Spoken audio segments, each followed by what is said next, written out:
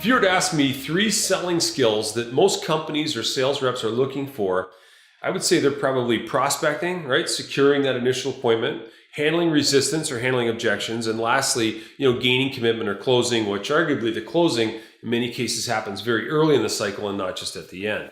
Let's talk about objections, okay? Let's say you want to improve your objection handling skills or those on your team. A couple ideas. Number 1, ask what the top reps are doing. Don't go after the mediocre ones, right? Look for the guy or lady that just won the sales award and track them down and say, hey, how do you handle these objections? What are the top objections that you're facing in your space? Success leaves clues, and those people will help you a lot. The second is this little thing called Google, and YouTube. 2 great search engines to help you with responses that may not be in your industry, but guess what? We do a lot of work in different industries, and the skills or the responses in terms of objection handling are very transferable. Now, let's say you're a manager and you've got a team. I remember when I was first a sales manager, I took over a sales team, a motley crew, if I may say, very wide range of tenure, age, etc., and just terrible objection handling skills.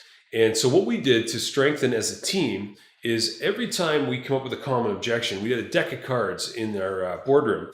And what we do is we'd write the objection down on the back of the card. And then we would play every sales meeting, right? Pick a card. When a rep picked the card was laid down, and on the other side was a common objection, and they would have to respond to that objection.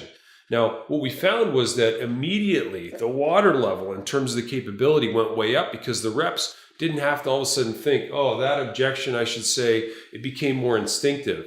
And then as we went forward, we started to integrate a ball in our meetings. In other words, we tossed the ball to Jerry or to Susan, and when they got the ball, the previous rep would hit them with an objection.